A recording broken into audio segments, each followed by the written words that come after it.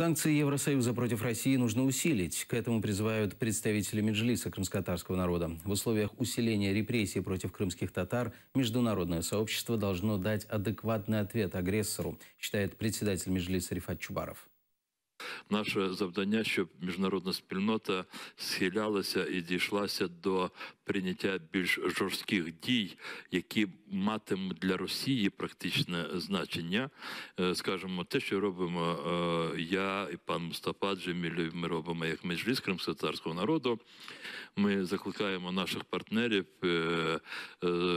вже розглядати цей час, який зараз ми переживаємо, особливо на тлі посилення репресій проти кримтатар, як час, який просто змушує акторів світових здійснювати більш жорсткі санкції, зокрема щодо вимкнення банківської системи SWIFT.